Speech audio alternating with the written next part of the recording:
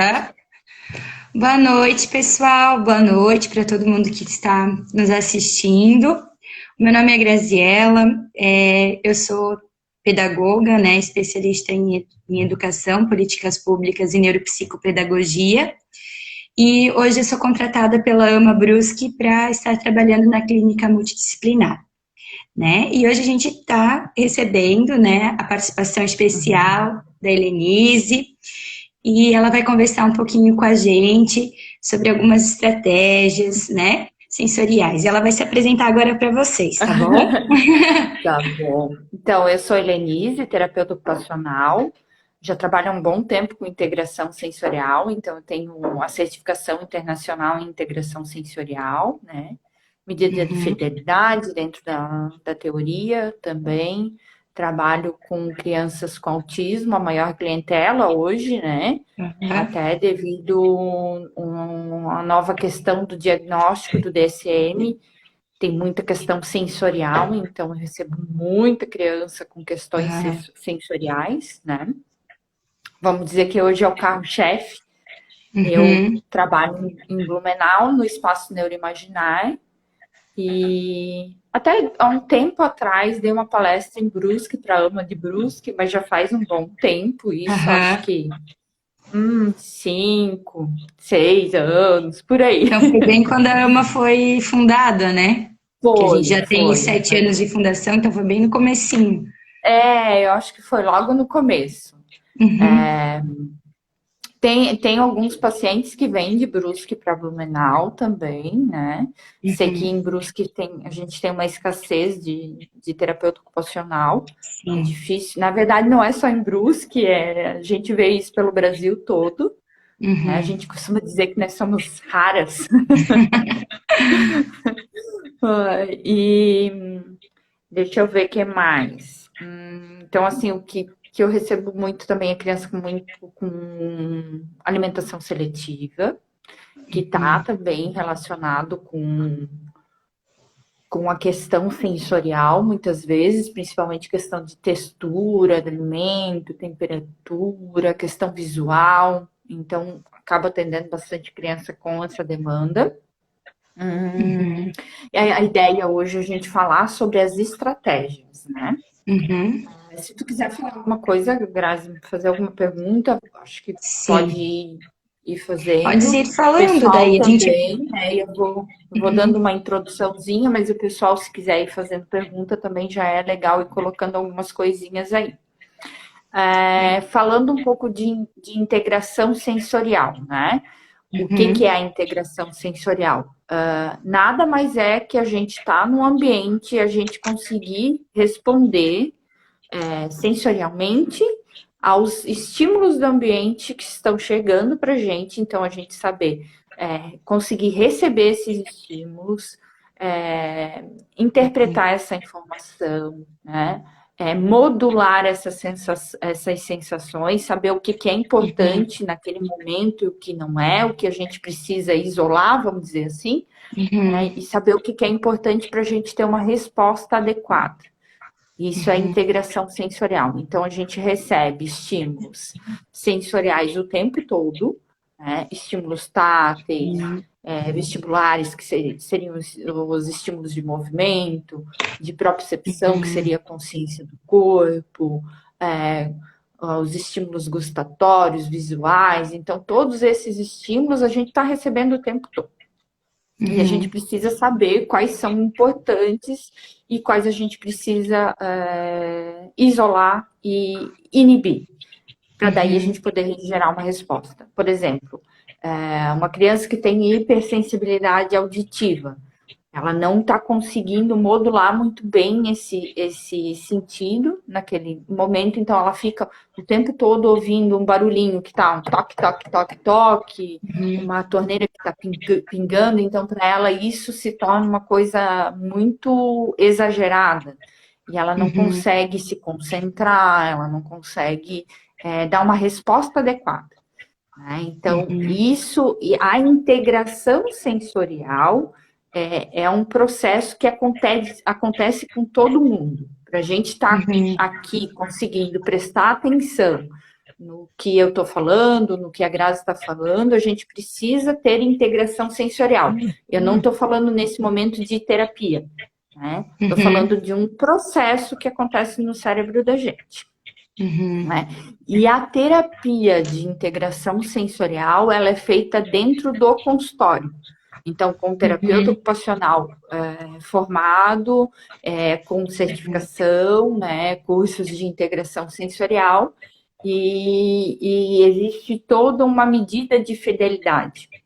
Então, precisa ter equipamento suspenso, precisa ter a oferta de estímulos variados para daí, então, a gente fazer a terapia.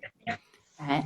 E a gente vai falar muito hoje de estratégia sensorial, que daí é o que a gente usa na escola, em casa, nos outros ambientes, né? Eu gosto sempre de enfatizar que é interessante, é importante você ter um terapeuta ocupacional para fazer a prescrição dessas estratégias, né? Para a gente poder entender o que está acontecendo com a criança para a gente poder passar estratégias para ela. Porque senão, às vezes, a gente não sabe o que a criança tem. Eu gosto sempre de usar alguns exemplos. Por exemplo, a gente acha que a criança está buscando um estímulo tátil, por exemplo, né? Ela está lá, ela gosta de pegar em várias coisas, em várias texturas, mas se um terapeuta... Vou dar um exemplo só para vocês terem uma ideia do que é a intervenção, né? Se o terapeuta ocupacional vai a fundo pesquisar melhor, pode ser que ela tenha uma dificuldade de discriminação. Na verdade, ela está tendo aquela busca porque ela não consegue identificar direito o que ela está tocando. Então, ela precisa de uma quantidade de estímulo muito grande. E a intervenção e a dieta, as estratégias sensoriais, daí seriam diferentes. Então, por isso que é bem interessante a gente sempre ter um terapeuta ocupacional para conseguir bolar essas estratégias. Mas a ideia hoje é a gente também conseguir fazer essas explicações para o pessoal entender um pouquinho melhor, né? Às vezes tem alguns pais que falam assim, o que eu posso fazer de integração sensorial em casa? Então, em casa a gente usa estratégias. A gente usa estratégias sensoriais. A gente vai tirar alguns estímulos ou vai dar uma oferta maior de um estímulo tátil, de um estímulo proprioceptivo para a criança. Né? Eu acho que um resuminho seria mais ou menos isso. Sim. De uma forma mais fácil para o pessoal entender. Eu tenho uma pergunta para ti. Vocês fazem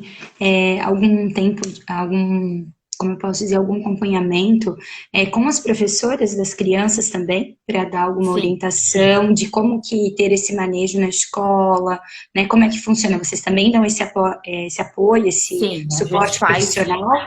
Sempre que é possível, por exemplo, agora né, a gente, inicia o ano e faz as visitas escolares. Eu consegui fazer, eu acho que 2 visitas só esse ano.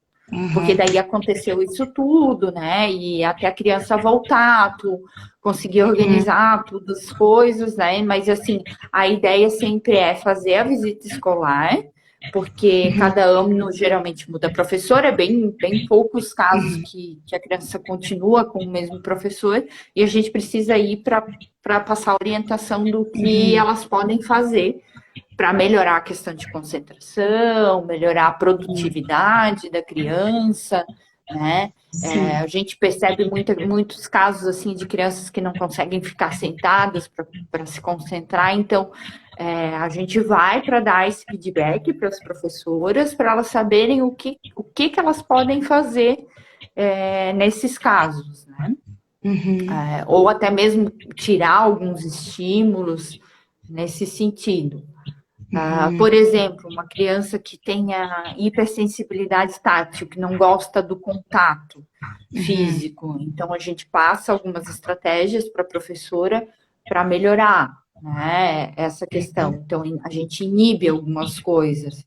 Por exemplo, a ficar em fila.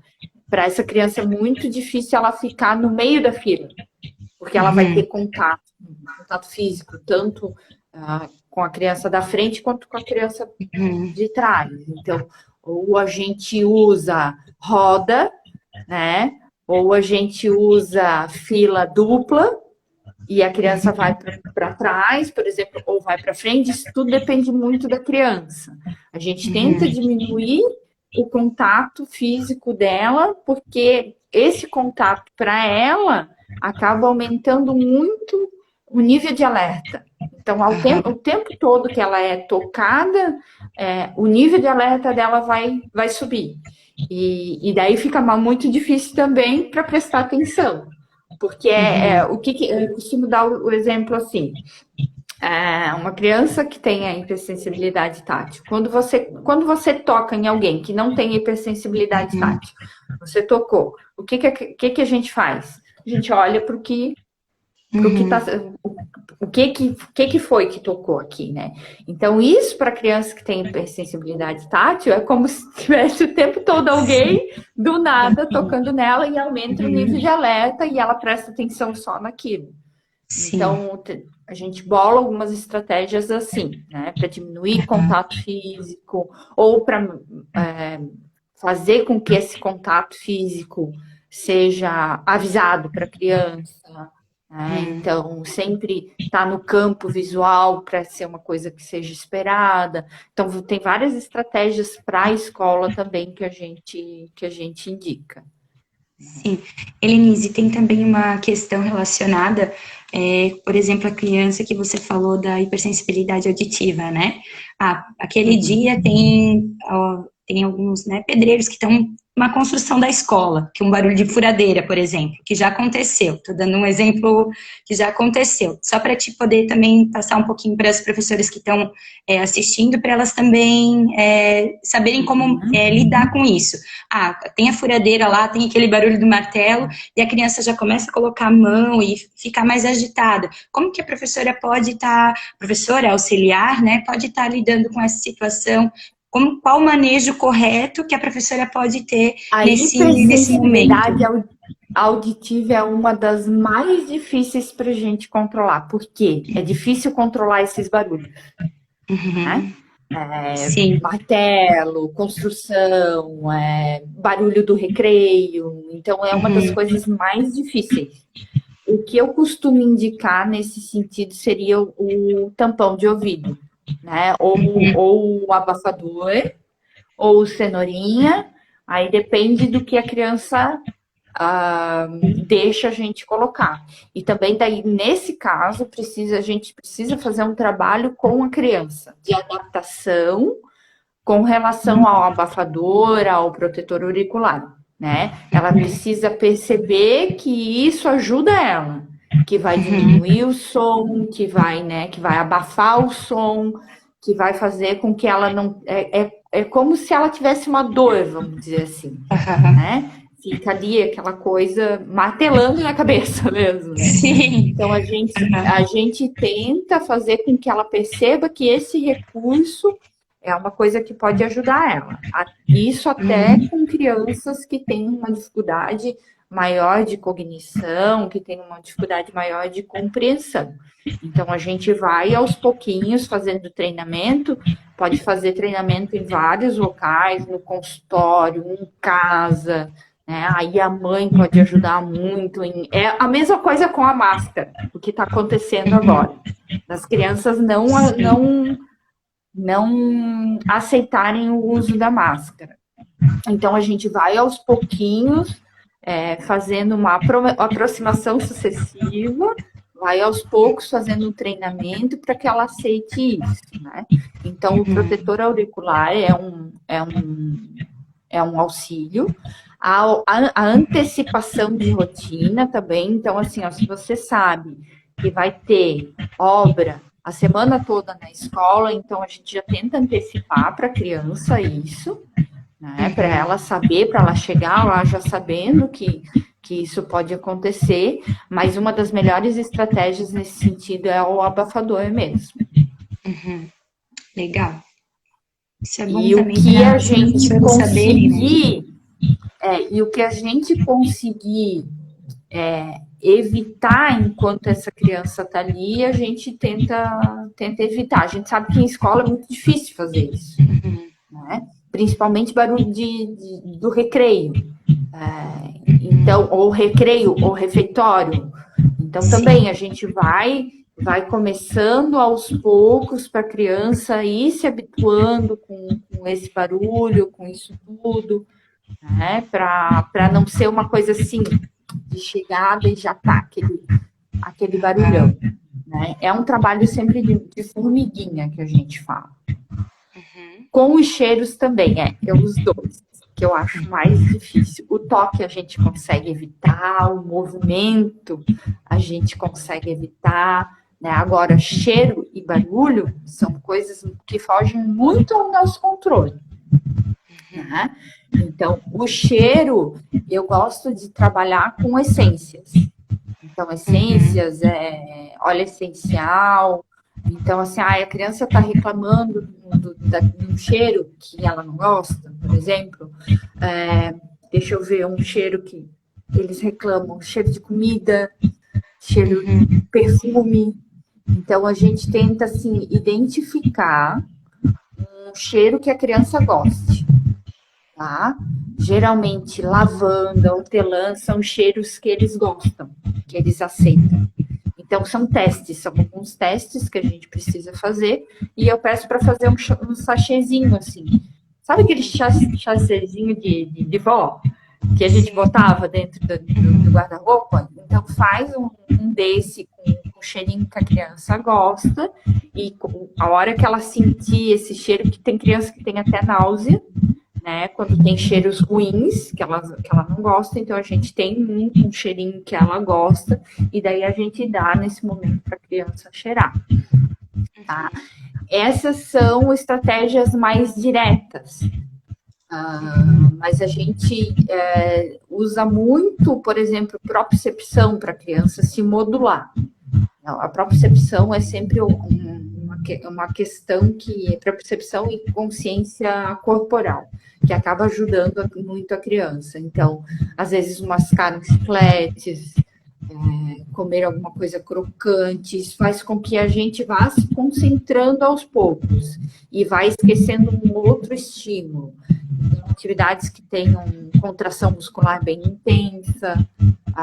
Então, são coisas que a gente pode fazer daí no dia a dia, para que a criança vá se modulando e quando for exposta, por exemplo, ao cheiro ou ao barulho, ela já está mais organizada, vamos dizer assim. Né? Sim. Tem uma pergunta aqui da Fran.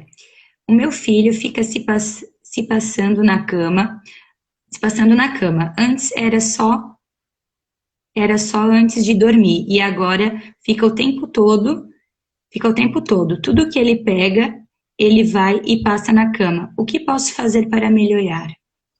Mas passa na cama como? Ele deita e rola, ele deita e se arrasta, ou ele pega alguma coisa e passa na cama, Fran?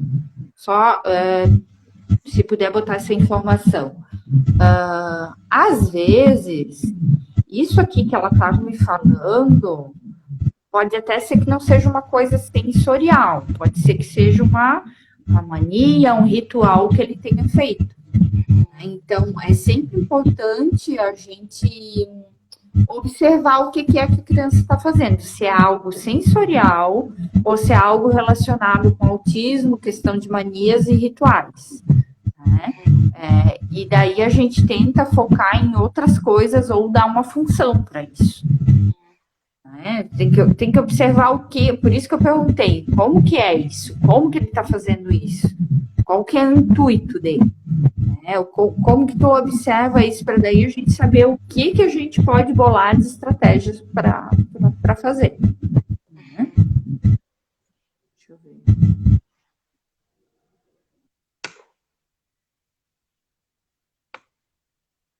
Eu acho que aqui ela tá falando da questão do suco. Ó. Fiz um suco em sala e a criança não conseguiu ficar em sala. Suco de colo. Ela pode acontecer. Quando a gente encontra algum estímulo excessivo, como esse, a graviola para ele foi uma coisa que deu uma reação muito exagerada, a gente tenta retirar na hora. Porque pode dar náusea, provocar vômito e é uma reação muito exagerada. Então, a gente tenta deixar a criança mais afastada nesse momento, né? São coisas que acontecem na hora. Você não tem como prever. Você não tem como saber se a criança vai ter essa reação exagerada ou não. São coisas que a gente vai descobrindo no dia a dia. Então, tenta deixar ela mais afastada nesse momento, talvez, né? Porque foi uma reação muito exagerada que ele teve. A náusea e o vômito é uma das piores reações que a criança pode ter com questão de cheiro e de tato. Né? Às vezes, pegar uma banana também, se a criança tiver uma alteração sensorial, pegar numa banana vai dar também náusea, vômito. Então, você afasta. Né? Então, por exemplo, se tivessem ali, então, todos eles numa mesa, juntos, né? Você coloca a criança um pouquinho mais de lado, conversa com ela, tenta entender o que está acontecendo, fala, não, então vem um pouquinho mais para cá, ou faz o suco com outra coisa para ela, porque realmente não adianta você querer fazer ela experimentar ou fazer ela sentir o cheiro, porque a reação dela vai ser cada vez mais exagerada. Então já tem que talvez conversar com a mãe, falar o que aconteceu, para daí a gente ir trabalhando em outro momento. Pode ter certeza que não é só com o suco de graviola. Vai ter outras questões aí que vão aparecer também. Né? Acho que tinha mais coisa aqui. Aí esses comentários somem, às vezes a gente não consegue voltar. A Fran colocou, né, ali sobre que ela tinha falado do filho dela da cama, né? Aí ela colocou, é como se ele fosse se limpar, como se fosse limpar. Por exemplo, ele passa o corpo e chacoalha a cabeça. Pega qualquer brinquedo que a outra criança pegou, ele pega com a camiseta e vai lá limpar a cama, na cama, por exemplo. Peraí que eu não consegui achar aqui. Pega o corpo e chacoalha a cabeça. Pega outra criança que pegou com a cabeça e vai lá limpar. Eu não entendi se é a camisa que ele vai limpar ou se é o corpo. Vê se tu conseguiu entender. Pega um brinquedo que qualquer outra criança pegou com a camiseta e vai limpar na cama. Eu entendi que ele limpa o objeto na cama. Isso? Isso mesmo. Eu acho que isso é um ritual. É uma mania, é um ritual. Tá mais relacionado com isso do que com uma questão sensorial. A questão sensorial, ela sempre está ligada com a gente. E ali está com o objeto, né? Com o nosso corpo. E ali está relacionado com o objeto. Então, isso está mais com uma mania, um ritual, do que outra coisa. Do que sensorial, né? Deixa eu pensar o que a gente poderia fazer isso. Se ele tiver entendimento, né, do que está acontecendo. Tu conhece ele, Fran? Se eu conheço? Eu não tenho contato, eu conheço a Fran. Eu conheço a Fran, mas eu não tenho com o Lorenzo, com o filho dela, né? Por mais pequenininhos. Aparentemente, pelos vídeos, ele tem compreensão, sim. Aparentemente. A gente tem que tentar perguntar para a criança o porquê. Talvez ele ache que o objeto está sujo. Né? Então, tentar daí levar ele, direcionar para onde que a gente lava coisas que estão sujas. Na torneira, num balde, né? Então, numa pia.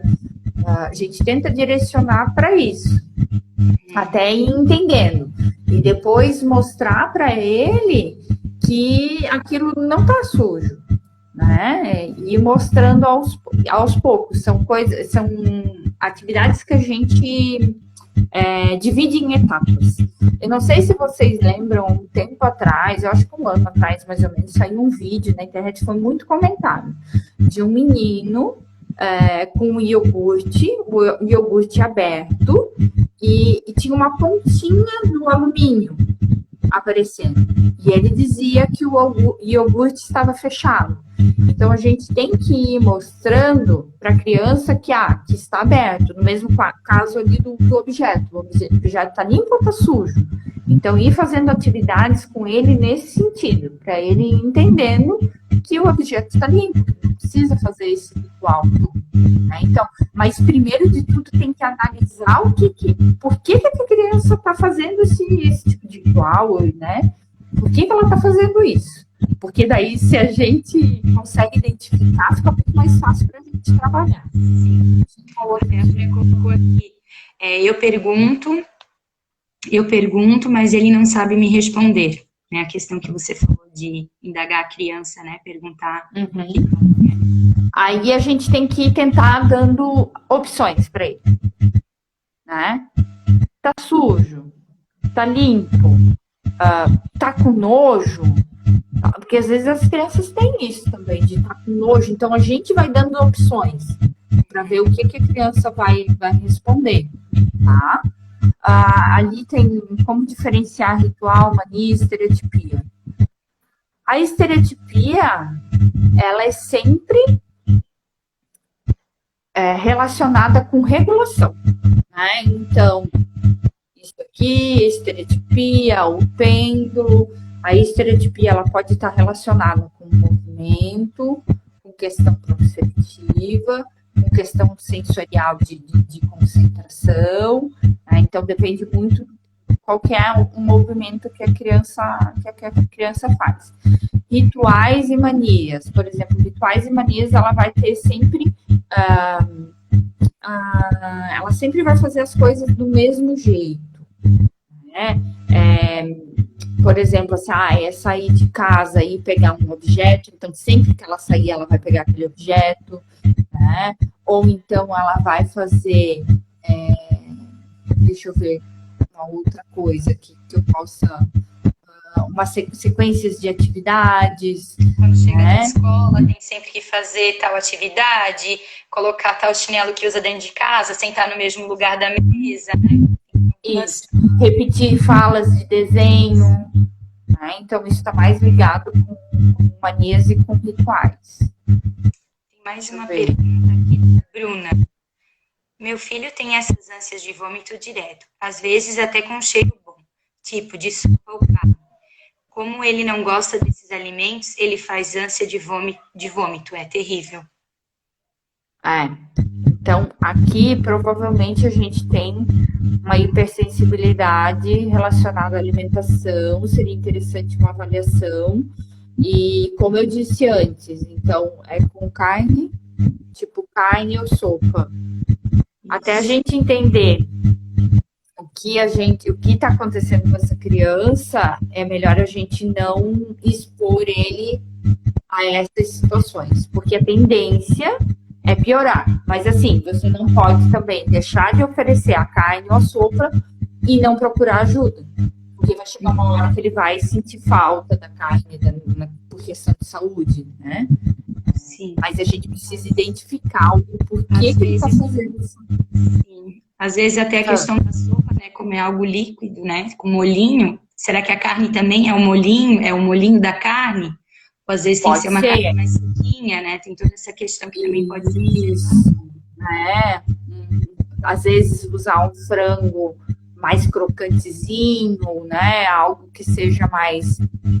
uma carne mais crocante, ou às vezes até, quem sabe, a carne moída bem sequinha, sem molho, só a carne moída fritinha, assim, né? Sem molho, então dá para tentar algumas outras coisas. Uhum. Tem mais uma pergunta aqui. O meu filho fica girando no próprio eixo. O que fazer? Que estímulo, só um pouquinho que está saindo aqui, que estímulo ele procura? Ele faz isso de repetidas vezes, mesmo quando brincamos juntos, ele para várias vezes para ficar girando. Como posso ajudá-lo? Aí, provavelmente, ele está procurando estímulo vestibular, tá? Mas provavelmente. Pessoal, tudo que a gente está falando aqui Eu não estou fazendo uma avaliação, nada, são só algumas ideias, né? Então, provavelmente ele busca estímulo vestibular. Uma dúvida que o pessoal sempre tem, só um pouquinho. Quando a criança, por exemplo, gira muito ou faz muita estereotipia, não adianta a gente querer cessar o movimento, cessar a estereotipia, porque a hora que ele puder fazer, ele vai fazer com uma intensidade muito maior. É uma necessidade da criança. É como a gente precisa beber água. Então, nessa, a gente fica muito tempo sem beber água. Quando a gente pode beber água, a gente não bebe um montão, assim. Então, é mais ou menos isso. A gente tem que dar intensidade de movimento para ele. O que a gente pode tentar fazer Estou jogando uma estratégia para ela tentar, tá? É fazer atividades que envolvam movimento e até, quem sabe, fazer uma brincadeira com girar, tá? Por exemplo, cadeira giratória. Você pega a cadeira giratória, aquelas cadeiras que giram, né? E você faz uma brincadeira com a criança. Coloca ela sentada e você gira e parou! Faz ele te olhar, né? Faz ele te olhar, faz ele te dar um feedback, bate aqui, né? Ou pega um objeto, ele gira na cadeira giratória, pega um objeto, parou, agora joga no cesto. Então, são coisas que a gente tem que dar uma função, mas mesmo assim a gente tem que chegar nesse estímulo, porque ela está necessitando. E provavelmente é para se organizar, por isso que ele faz isso. O que a gente não pode fazer é deixar simplesmente a criança fazer ali sem nenhuma função.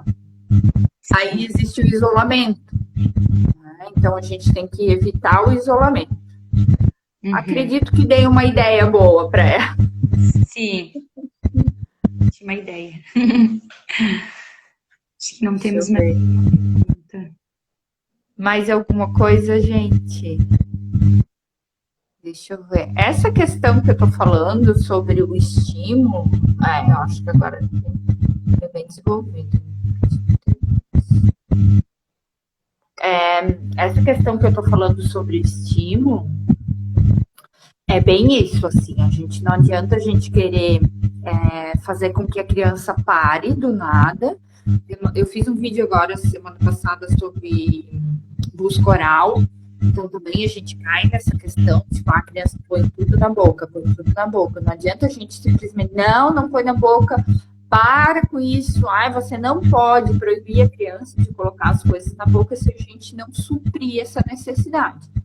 Porque ela está fazendo isso por algum motivo. Ou é para autorregulação, ou é porque a criança está sobrecarregada e está se regulando pela boca, ou é uma busca por propriocepção, consciência do corpo, né? Uma dificuldade de discriminação na parte oral. Então, sempre tem algum motivo. A gente precisa dar oportunidades para essa criança colocar alguns objetos na boca, objetos daí que ela possa colocar, né? Para ela suprir essa necessidade. Algo que a gente percebeu também bastante nas triagens que a gente está realizando da clínica, né, com as famílias, é a questão de roer unhas, né? Bastante crianças unhas que coloca, né, fica com o dedo na boca, ou com a tampinha de caneta, ou lápis. Então, é algo que a gente percebe também bastante que as crianças apresentam, né? Essa questão. Então, tem bem a ver com esse vídeo que eu falei, ali eu dou algumas dicas, assim. Então, a gente usa... Qual que é o nome do vídeo? Só para mim anotar aqui. Tá lá no meu feed, agora não me lembro como é que foi. É o último que tem lá. Mas é sobre fase oral e busca oral. Então, ali eu falo, assim, por exemplo, a criança que morde, né? Então, morde, que eu digo, fica mordendo objetos, né? Mastigando objetos. Então, geralmente, isso é uma busca de propriocepção, né? Da consciência aqui, né? Às vezes para se concentrar ou às vezes uma própria busca mesmo. Então, a gente usa a gente trabalha com alguns alimentos. trabalha com chicletes, a criança mascar chicletes, se ela não for engolir, se ela tiver consciência para fazer isso, pipoca, amendoim, nozes, tudo que for mais crocante, né? A cenoura ela é bem crocante, então palitinhos de cenoura, se a criança aceitar, tudo que ela precisar fazer força na mandíbula. Então a gente vai dar uma oferta muito maior durante o dia dessa necessidade que ela tem, para ela não precisar ficar mastigando objetos, né? Ponta de lápis, a gente vê muita criança mastigando ponta de lápis, gola de camisa. Isso, gola de camisa. A gente faz isso, é uma acomodação sensorial, né? Então, assim, às vezes, quando você está ali 2, 3 horas assistindo uma palestra, o que você faz? Você não se acomoda sensorialmente, você começa a se mexer na cadeira, às vezes vai morder um lápis, então, né? Só que daí a criança que tem alteração sensorial, ela faz isso com uma intensidade muito maior. Uhum. Deixa eu ver. Aqui ela falou, isso mesmo, eu brinco com ele, encho ele de atividades e quando ele fica livre, ele volta a girar. Como é que é o nome dela?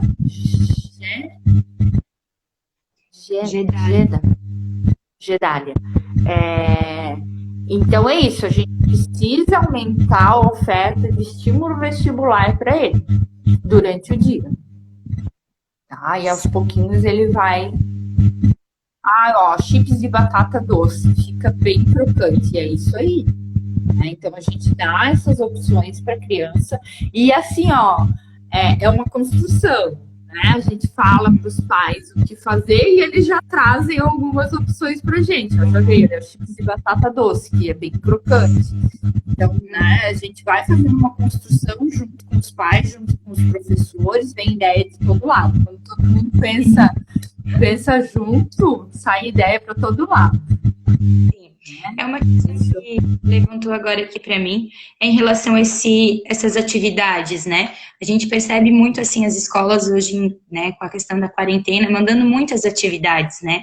E isso também opinião, como é que tá, na tua opinião, isso para a criança autista, né? Como que tá essa questão, né? Às vezes encher de muitas atividades ou fazer muitas atividades, como que tá isso, na tua opinião, para o desenvolvimento da criança? Eu acho que, na verdade, é uma complicação para toda a família. Não que não tenha que fazer, a gente vai precisar fazer. Na verdade, a gente vai precisar se organizar para fazer. Porque o que está acontecendo hoje? Muita gente que está trabalhando de casa, né? Tem muita gente, as crianças estão em casa, então tu tem que fazer tudo ao mesmo tempo. Tu tem que arrumar a casa, tem que limpar, fazer a comida, tem que cuidar da criança, trabalhar, então tudo ao mesmo tempo. Então, rotina é primordial, senão a gente não consegue fazer nada do que tá ali. Um agravante que eu percebo é que, assim, o que acontece? Na escola, a criança com autismo, que tem o laudo, normalmente ela tem um professor de apoio. Né? E ele vai adaptando, ele vai percebendo o que tá dando certo para a criança e o que não está dando. Eu não sei como as atividades estão sendo feitas, mas acredito que, assim, a maior dificuldade dos pais é fazer a aplicação dessas atividades em casa. Então, esse feedback com a escola vai ter que ser bem grande. E eu acho que teria que ver como está sendo feito com as crianças que têm professora de apoio, se está sendo feito esse suporte. Porque é difícil você fazer a aplicação da atividade em casa. É bem complicado. Mas ainda tem o irmão, né? Também tem que dar atenção para o irmão, tem toda essa questão da casa que você falou também, então fica um pouquinho complicado, né? A gente entende. Mas aí, falando em estratégia sensorial, coisas que eu geralmente explico na escola, né? O tempo de concentração deles geralmente é baixo. A gente vai sentar para fazer uma atividade, geralmente são as atividades que vêm da escola, são atividades mais longas, meia hora, 45 minutos, às vezes 1 hora, dependendo da criança, dependendo da idade, dependendo do nível que ela tá do autismo, né? Mas geralmente são atividades mais longas. Então, assim, ó, o que eu costumo orientar para a escola? O tempo de atenção das nossas crianças é muito baixo. Vai ser difícil você conseguir sentar e fazer uma atividade de mais de meia hora. Às vezes você consegue 5 minutos de atenção. Então, a gente tem que tentar montar uma rotina de atividades. Por exemplo, eu vou sentar agora e vou fazer uma atividade de concentração com meu filho. Como que a gente percebe que a atenção dessa criança está baixando? Que ela já não está mais prestando tanta atenção ali como deveria. Se ela começar a se mexer muito, ou começar a olhar para outro lado, seja atividade, ou está na hora de dar uma pausa. Mesmo que se você esteja 2 minutos em atividade, dá uma pausa, levanta, já deixa alguma coisa organizada, por exemplo, se for uma criança menor, ela para o lado do sofá para uma almofada, ou se você tiver uma bola em casa, para ela jogar a bola para você, sabe? Atividades simples e curtas, 2 minutos no máximo. Ou até levantar e dar uma volta na cozinha, tomar um copo de água, voltar. Então, 2 minutos no máximo, volta para a atividade.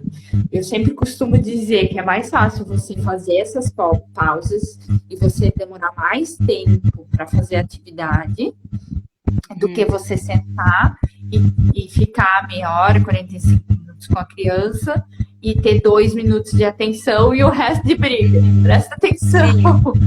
Olha aqui, vamos fazer. Então, quando você dá essas pausas, tu vai conseguir 2 minutos de atenção, 2 de pausa, mais 2 minutos de atenção.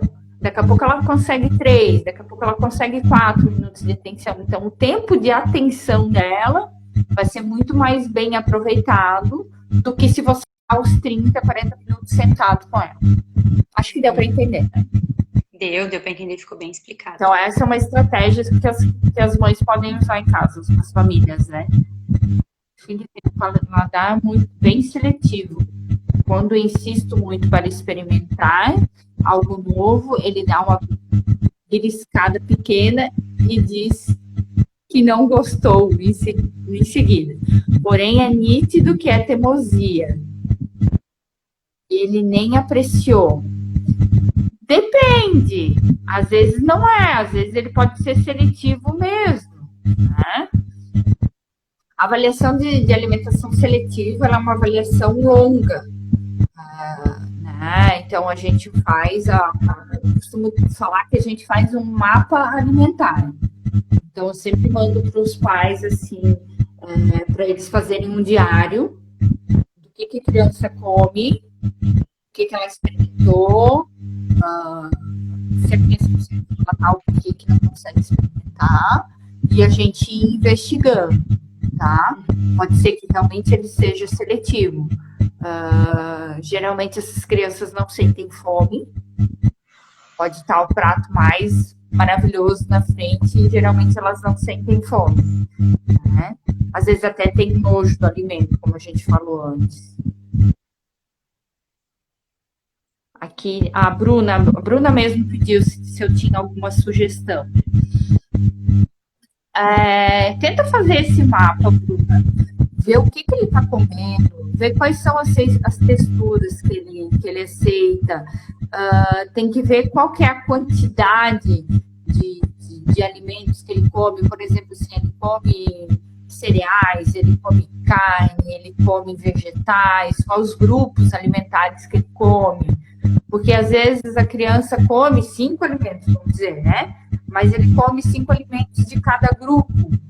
Então, isso já ajuda bastante, já é mais fácil para a gente conseguir colocar outras coisas, né? Mas se ele come só 2 grupos alimentares, por exemplo, proteína e cereal, aí já fica um pouquinho mais difícil para a gente conseguir colocar outras coisas.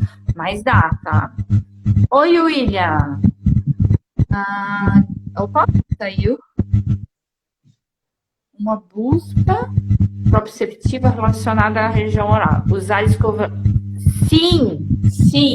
Usar escova elétrica seria uma boa estratégia sensorial, sim. Principalmente quando eles mastigam, tá? E esse é um relato das mães, dos pais, bem importante. A gente, por exemplo, a gente vai fazer ali a investigação das atividades da vida diária da criança, chega na escovação, a criança morde a escova, sim, morde bastante. Então, a gente já indica para os pais usarem a escova elétrica, a escova com vibração. Facilita muito. Geralmente, eles param de morder a escova. Né? E isso acontece também com... Tem o Z-Vibe também, que é um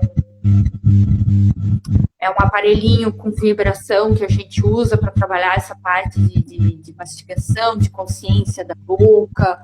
Então, tudo que for vibração nesse sentido vai ajudar. Sabe aqueles massageadorzinhos de mesa? Sim. Uns massageadorzinhos pequenininhos assim que vibram. Então, eu uso bastante. Aí a gente aplica a vibração no queixo, lateral, só não põe no dente, só não deixa botar no dente, mas ajuda bastante a diminuir essa busca, né? Sim. Bem legal. Deixa eu ver. Ó, eu não sei se tu tá acostumada a fazer live, Grazi, mas o Instagram ele derruba com 1 hora, tá? Então a gente tem que ficar ligadinha ali. Sim. Com o relógio certinho do lado. Alguém tem mais alguma pergunta que gostaria de fazer?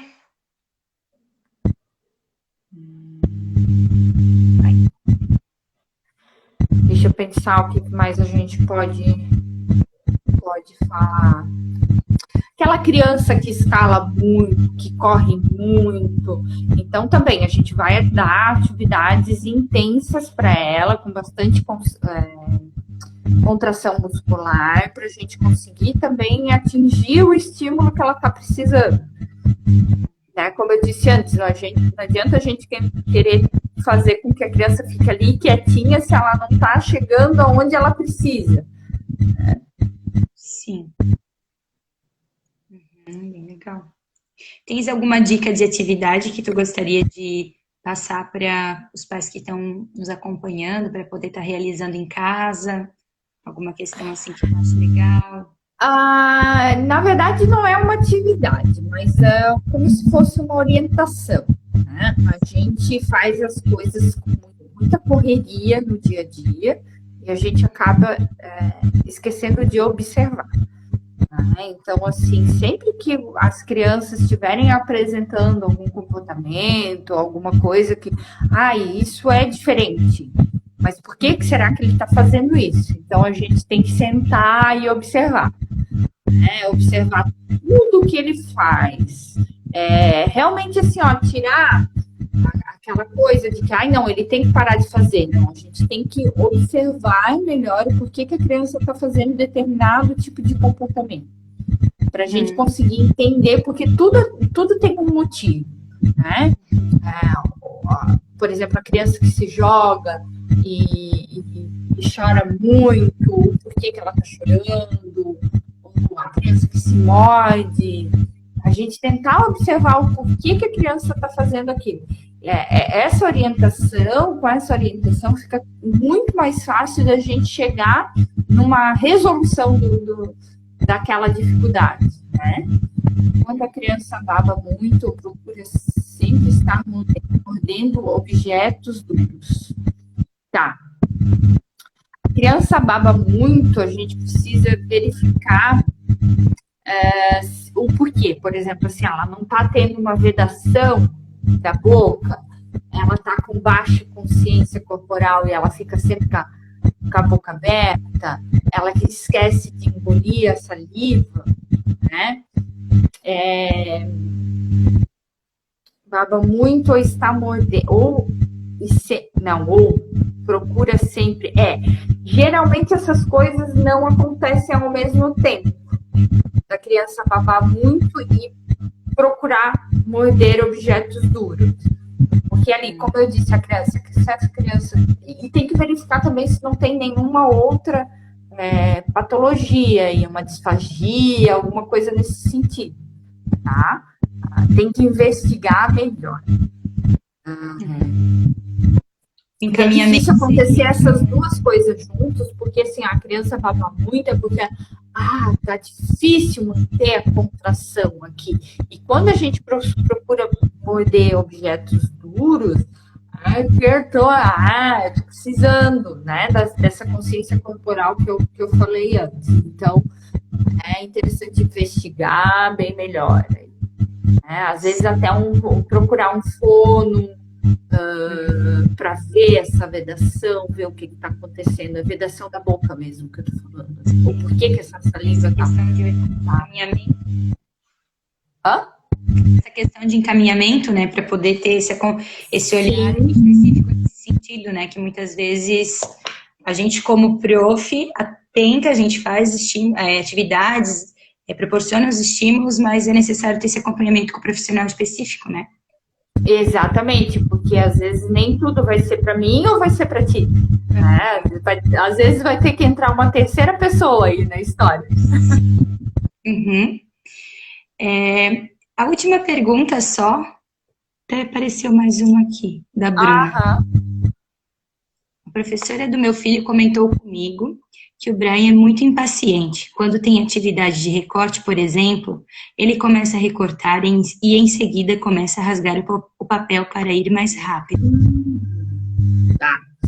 Pode acontecer dele estar percebendo que ele tem uma certa dificuldade para usar a tesoura. Né? Então, ele quer fazer rápido, ou ele não quer fazer. Tá. Por isso que eu falo que a gente tem que analisar muito o porquê. Né? Ou ele pode ter uma dificuldade também em controle inibitório, em espera, em fazer atividades mais longas.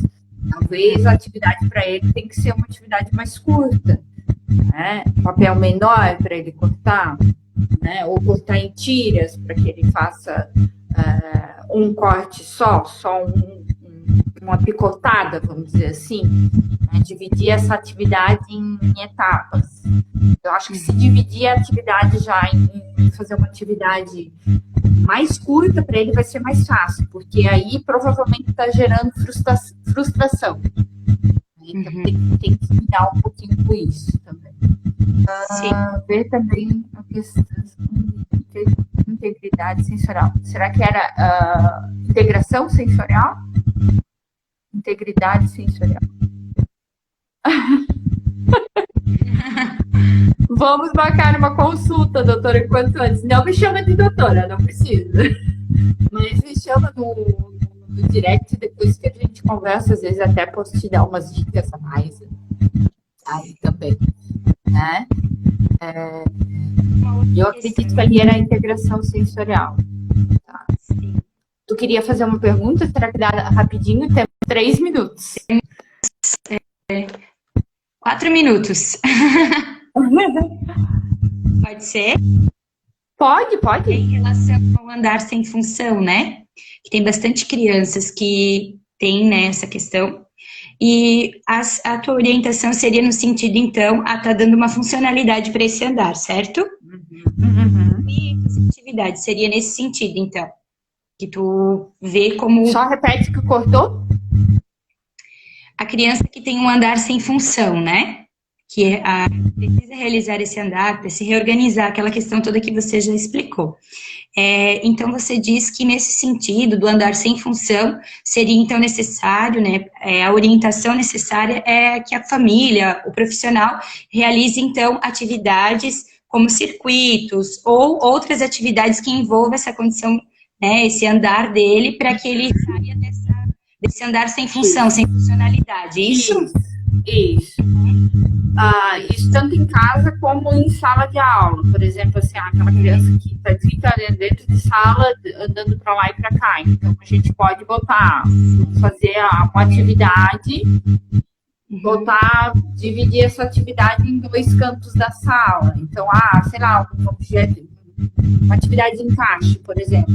Então, põe as peças de um lado e põe o tablado para fazer o encaixe do outro. A criança tem que ir lá, pegar a peça de um lado e encaixar do outro, né? Tentar fazer coisas assim, divididas. Vamos dar essas perguntas, porque como eu trabalho de tarde em uma escola, né, também, e acontece muito disso, e algumas professoras vêm e me perguntam, então, quem sabe quem está assistindo, às vezes fica com vergonha de perguntar, então por isso que Sim, não, pode fazer, não tem problema. Orientação, porque às vezes é legal também ter essa tua opinião. E esse caso é bem isso, não adianta você querer que ele sente, porque ele não vai sentar e ele vai ficar estressado. Então, dá função a esse andar para ele, né? E aos poucos a gente vai dessensibilizando essa criança para ela ir sentando, aos poucos, né? Então, é aquela criança que nunca vai ficar 4 horas sentada, né? Sim. Então, acho que a gente pode ir finalizando, falta 1 minuto. Sim. E daqui a pouco ele começa a piscar ali e acaba, não adianta. Então, tá certo, Helenise. Eu queria te agradecer, tá? Muito obrigada por participar com a gente, né? Obrigada pelas suas dicas, pelas suas orientações. Depois eu já vou acessar ali o teu perfil ali do Instagram e vou compartilhar no grupo da AMA para os pais que não tiveram, né, estar assistindo a nossa live, mas já dando essa orientação também que você fez aqui para os outros pais também. Se tu conseguir deixar a live salva também, depois eu tento baixar. E eu queria agradecer o convite, né? Sempre é bom fazer essas lives e fazer esses encontros, porque eu sei que são coisas que as famílias têm muitas dúvidas, né? E sempre é bom a gente ir dando algumas ideias, facilitar a vida de muita gente, com certeza. Obrigada pelo convite, tá, Grazi? De nada, e conte com a gente, tá? Muito obrigada. Vocês também, obrigada. Um abraço. Eu vou finalizar aqui, então. Obrigada, beijo. Obrigada, tchau.